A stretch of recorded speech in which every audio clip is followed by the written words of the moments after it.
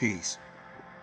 This is Brother Blacklight Phenomenal, aka Soul School Phenomenal, Professor Soul School Phenomenal, aka Flame Supreme. And back again with another Cyberspace Ministry. And today's date is November 24th. What they want to say is it's Thanksgiving Day. I give thanks every day.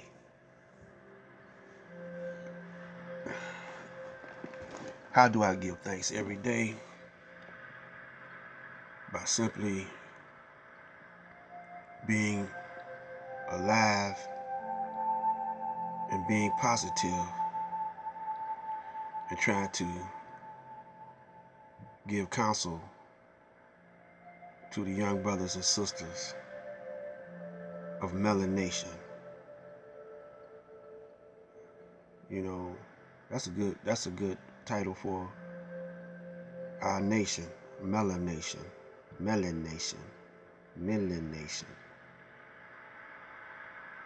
And that includes the red, so-called red, the brown, the black, of course, the yellow, and I go so far as to say that I wish no misgivings to those who don't have melanin. And it wasn't your fault that you was made into existence by Jacob, your father, whom in the Bible is referred to as Jacob. So we've been speaking on talking to the young G's. My movement is called the Aboriginal Universal Supreme Conscious Council of the Elders. And I hope to get other elders involved in this on the Cyberspace Ministry. I'm not a minister, although I am ministering certain ideologies and strategies. Like a coach in a football game, drawing up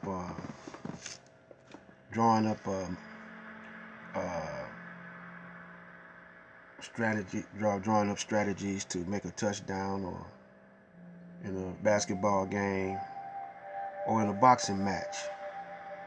You gotta have a strategy when you're in a boxing match. And my favorite strategist or scientist of boxing was Muhammad Ali, because he was a scientist of boxing and a scientist of life. And he had a big picture in his mind when he called himself the greatest. That's thinking big. And what's happening now is you got some brothers. I didn't want to get involved into this conversation about Cynetta and Polite, but or at least to tune in to Cynetta. I just got hip to Cynetta recently because my you know how us old school guys is. My age is 70 years old. I was born in 1946, and I'm going to title this video right here, Action Speaks Louder Than Words, because it's y'all can talk good. There's some guys out there who can really talk real good, man. They can run down rap, really good. Because we're in the age of the hip-hop generation, and words is the thing, you know. And some guys, you know, they looking up words and studying languages and whatever. And, you know, and I'm comparing what y'all doing to when I was coming up, you know, as a young man in the streets, and to game, you know, because it's good game and it's bad game. You know, you can have skills on rapping and guide your people in the right direction, and you can have skills and guide them in the wrong direction. And when Sinetta started having those debates with brothers, some brothers, you know, they could, you know, rap without using profanity, and some brothers, that's all they use is profanity, you know. And you got intellectual brothers, and you just got raw brothers, but they got plenty sense, you know. And when you try to educate your people, you got to remember one thing, that you're fighting up against a constant propagandist machine, a machine that don't turn off 24 hours. Radio, television, YouTube,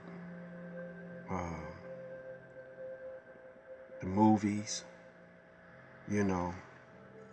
So, excuse me. So what you gonna do? You gotta have an alternative on all levels. You know, you gotta come at the people to counter-react, because you know that's education too, or information. CNN and ABC, and they got all the channels covered, and any black faces you see on there have to go along with the script that they go along with, because those personalities on CNN and CBS and Fox, they following the script, you know, whether it's acting or news reading or, you know, whatever. So you got to have something, you know, to counter that, and the people got to see it as often, you know, as they see it on the conventional television, radio, movies. Our movies don't reflect what black consciousness really is. The music don't reflect what black consciousness really is. It was once, every now and then you see somebody make a movie about black consciousness, or Rosewood, or the Panthers, or whatever, or Malcolm X.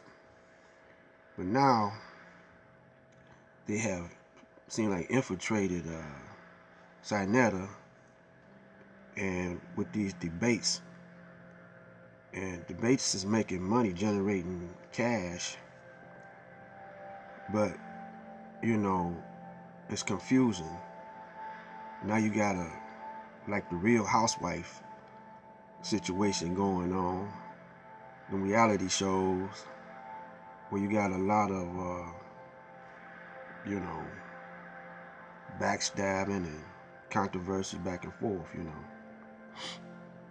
So when you young brothers and sisters see this old man, you know, y'all say, well, that old man, he don't know what's happening, you know. The new I know, because I got daughters and grandchildren, and that's how they think. That's how y'all think. Y'all think, see, I didn't think that way, though. I was an exception to the rule.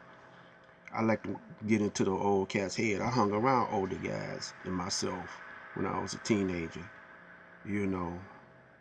And when my dad didn't teach me, these guys taught me. Some of them were pimps, some of them were hustlers, some of them were gangsters. I had uncles and, you know, that were gangsters and hustlers. But I had one uncle that was a FOI, you know, that turned my mama on to the Nation of Islam and turned my grandmother on to the Nation of Islam. And they turned their sister on. Now, my father, he was a Mason, but he didn't turn me on to it.